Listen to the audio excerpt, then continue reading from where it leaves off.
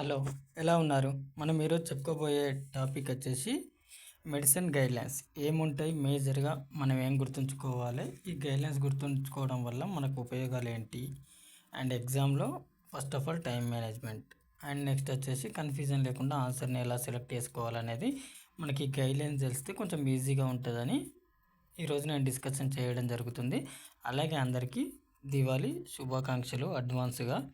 Okay, మనం టాపిక్లోకి వెళ్దాం. ఫస్ట్ ఆఫ్ ఆల్ వచ్చేసి 51 మాడిఫైయర్ వ్యాక్సిన్స్తో కానీ టాక్సైడ్స్ అండ్ ఇమ్యూనోగ్లోబిన్స్ అండ్ సెరం ప్రోడక్ట్స్తో మనం యూజ్ చేయకూడదు ఈ 51 మాడిఫైయర్. అలాగే do not disturb symbol code మీకు తెలుసు కదా, అది ఎప్పుడైతే కోడ్స్కి ముందు ఉంటుందో వాటికి కూడా మనం 51 మాడిఫైయర్ ఇవ్వము. ఇది మొత్తం ఓవరాల్ సర్జరీలో చూసుకుంటే మనకు వచ్చేసి ఒక 6 or 7 కోడ్స్కి మాత్రమే ఉంటుంది. కానీ అదే మెడిసిన్లోకి వచ్చేవరకు ఒక నెంబర్ ఆఫ్ 20-25 కోర్స్కి ముందు ఈ డూ నాట్ డిస్టర్బ్ సింబల్ ఉంటుంది. మీరు ఎప్పుడైనా గుర్తుంచుకోండి, డూ నాట్ డిస్టర్బ్ సింబల్ ఉంటే 51 మాడిఫైయర్ రాదు అనేది గుర్తుంచుకోండి.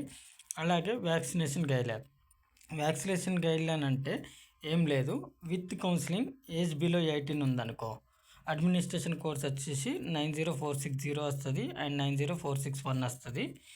అండ్ ఇందులో మనం ఓన్లీ కాంపోనెంట్స్ మాత్రమే క్యాలిక్యులేట్ చేస్తాం, అది గుర్తుంచుకోవాలి. ఎలా అంటే ఫర్ ఎగ్జాంపుల్ డిటాప్ ఉంది, ఎంఎంఆర్, 2 వ్యాక్సిన్లు ఇచ్చాడు. ఒక వ్యాక్సిన్లో 3 కాంపోనెంట్స్ ఉన్నాయి అండ్ అనదర్ వ్యాక్సిన్లో కూడా 3 కాంపోనెంట్స్ ఉన్నాయి. సో మనం దీన్ని ఏ విధంగా కోడ్ చేస్తామంటే 90460లో 2 వ్యాక్సిన్స్ కాబట్టి ఇంటూ 2 ఇస్తాం. మిగిలిన మొత్తం 6 కాంపోనెంట్స్లో 2 మనం ఫస్ట్ దానికి ఇచ్చాం కాబట్టి మిగిలిన 4ని తీసుకొచ్చి 90471 ఇంటూ 4 ఇస్తాం. అలాగే vaccine without counselling any age, అంటే ఏజ్ 1 నుంచి ఇంకెంతైనా ఉండని, మనకు సంబంధం లేదు. అలాగే ఒకవేళ కౌన్సిలింగ్ జరిగింది, ఏజ్ 18 ఇయర్స్ కంటే ఎక్కువ ఉంది, అప్పుడు మనం ఇచ్చే అడ్మినిస్ట్రేషన్ కోడ్స్ ఏంటి అంటే 90471 అండ్ 90472. దీనికి ఎలా మనం కోడింగ్ చేస్తామంటే ఇప్పుడు అదే ఎగ్జాంపుల్ పైన చెప్పుకునే ఎగ్జాంపుల్నే మనం కింద చెప్పుకుంటే డిటాప్ అనేది ఒక వ్యాక్సిన్, ఎంఎంఆర్ అనేది ఒక వ్యాక్సిన్. ఇందులో మనం ఓన్లీ వ్యాక్సిన్స్నే క్యాలిక్యులేట్ చేస్తాం కాబట్టి మనకి ఇచ్చింది 2 వ్యాక్సిన్స్. 90471 అనేది ఫస్ట్ వ్యాక్సిన్కి ఒక కోడు, అడిషనల్ వ్యాక్సిన్కి 90472 ఇస్తాం. అలాగే ఇంటర్నాజల్ అండ్ ఓరల్ అడ్మినిస్ట్రేషన్కి కూడా మనకు సపరేట్ సెట్ ఆఫ్ కోడ్స్ ఉన్నాయి, అదే 90473 అండ్ 90474. సేమ్ ఇందులో కూడా వ్యాక్సిన్స్ని క్యాలిక్యులేట్ చేస్తారు. ఇప్పుడు డిటాప్ అండ్ ఎంఎంఆర్ మనం ఏదైతే ఎగ్జాంపుల్ తీసుకున్నామో సేమ్ లైక్ ఇక్కడ కూడా చెప్పుకున్నా, దీన్ని ఇంటర్నాజల్కి ఇస్తే ఈ వ్యాక్సిన్స్ని మనం 90473 అండ్ 90474గా ఇస్తాం. అలాగే నెక్స్ట్ వచ్చేసి మన గైడ్లైన్ వచ్చేసి సైకోథెరపీ అనేది టైం బేస్డ్ కోర్సు. ఇందులో 2 టైప్స్ ఉంటాయి. ఓన్లీ సైకోథెరపీ మాత్రమే జరుగుతుంది, ఒక సెట్ ఆఫ్ కోర్స్ ఉంటాయి అందులోనే. మళ్ళీ సైకోథెరపీ విత్ ఈఎన్ఎం జరిగినప్పుడు మనం ఇవ్వాల్సిన కోర్సు వేరే ఉంటాయి. ఇది టైం బేస్డ్ని మనం చేసుకొని ఈఎన్ఎం ఎవాల్యుయేషన్ జరిగిందా జరగలేదా అని చూసుకోవడం నెక్స్ట్ గైడ్లైన్. అలాగే మనం నెక్స్ట్ ఇంకొక గైడ్లైన్ ఉంటుంది ఇందులోనే, సైకోథెరపీ క్రైసిస్ <30 minutes ఉందనుకో మనం సైకోథెరపీ క్రైసిస్ కోర్స్ చేయము, కానీ సైకోథెరపీ కోర్స్ ఇస్తాం.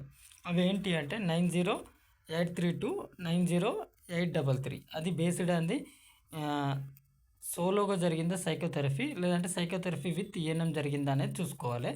అలాగే మనకు 92015, ఇక్కడ 99 పడింది ఏమనుకోకండి, అది టైపో ఎర్రర్. 92015 దీని డిస్క్రిప్షన్ వచ్చేసి డిటర్మినేషన్ ఆఫ్ రిఫ్రాక్టివ్ స్టేట్. ఈ కోడ్ వచ్చినప్పుడు ఏం ఇన్క్లూడ్ అవుతుంది అంటే ప్రిస్క్రిప్షన్ ఆఫ్ లెన్స్, అంటే మనకు ఈ డిటర్మినేషన్ ఆఫ్ రిఫ్రాక్టివ్ స్టేట్ చేస్తున్నాం అండ్ ప్రిస్క్రిప్షన్ ఆఫ్ లెన్స్ రాసాము అని చెప్పినప్పుడు మనకు ఈ లెన్స్ అనేది ఇందులోనే ఇంక్లూడ్ అవుతుంది. సో మనం సపరేట్గా కోడ్ చేయాల్సిన పని లేదు అనేది ఒక గైడ్లైన్. అండ్ నెక్స్ట్ వచ్చేసి for prescription and fitting of 1 I only, అంటే ఎప్పుడు కానీ 2 ఐస్కి చేసినప్పుడు మనకి ఎటువంటి ప్రాబ్లం లేదు, కానీ ఓన్లీ సింగిల్ ఐ కోసమే నేను ట్రీట్మెంట్ చేస్తున్నా అన్నప్పుడు మాత్రం మనం 52 మాడిఫైయర్ ఇవ్వాలి అనేది మీరు గుర్తుంచుకోండి. ఇది మేజర్ గైడ్లైన్. అలాగే అపాకియా మీన్స్ ఆబ్సెన్స్ ఆఫ్ ఐలెన్స్. ఈ వర్డ్ ఎందుకు చెప్తున్నా అంటే చాలా మనకు మెడిసిన్లో చాలా డిస్క్రిప్షన్లలో ఇదే వర్డ్ ఉంటుంది అపాకియా అని.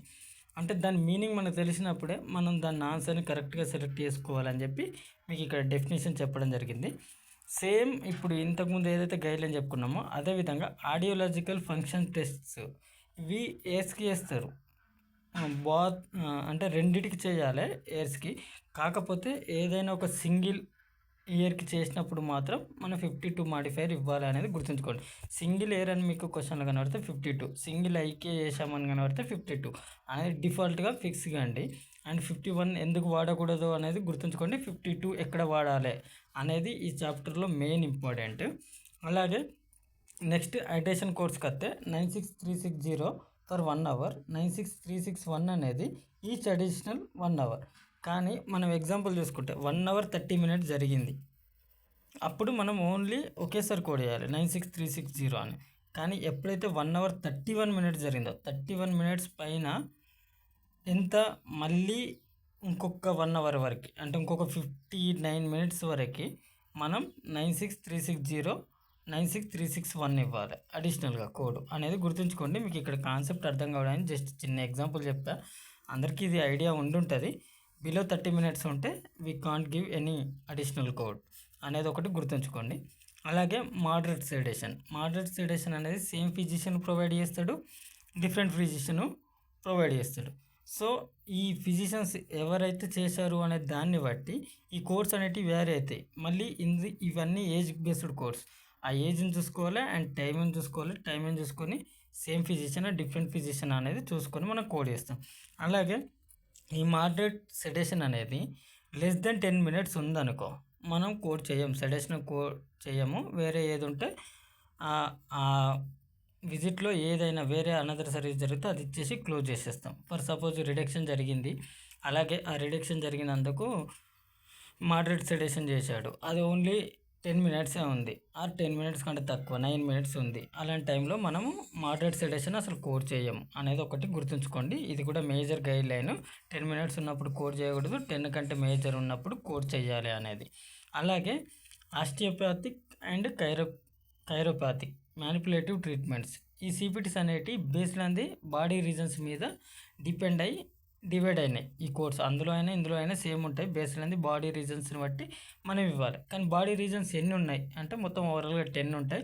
ఆల్రెడీ మీకు సిపిటీ బుక్లో కూడా మీకు ఆ చాప్టర్ కాడికి వెళ్ళగానే పైన ఉంటుంది, మీరు క్లియర్గా చూసుకోవచ్చు బాడీ రీజన్స్ ఏంటి అనేది. కాకపోతే నేను ఎందుకు ఎక్స్ప్లెయిన్ చేస్తున్నా అంటే బాడీ రీజన్స్ ఓవరాల్గా 10 ఉంటాయని చెప్పడానికి మాత్రమే చేస్తున్నా.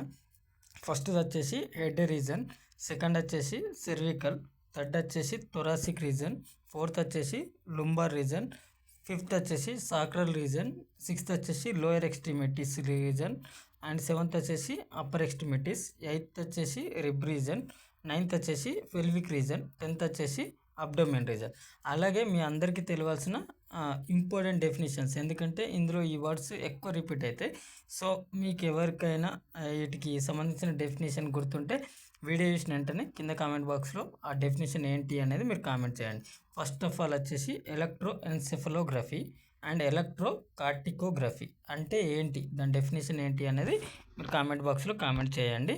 అలాగే మీకు ఈ వీడియో నచ్చితే లైక్ చేయడం మర్చిపోకండి. మీరు లైక్ చేస్తేనే నాకు ఇంట్రెస్ట్ వస్తుంది డైలీ ఒక వీడియో చేయాలనేది, అది మాత్రం మర్చిపోకండి. నచ్చితే సబ్స్క్రైబ్ చేసుకోండి. Thank you, bye bye.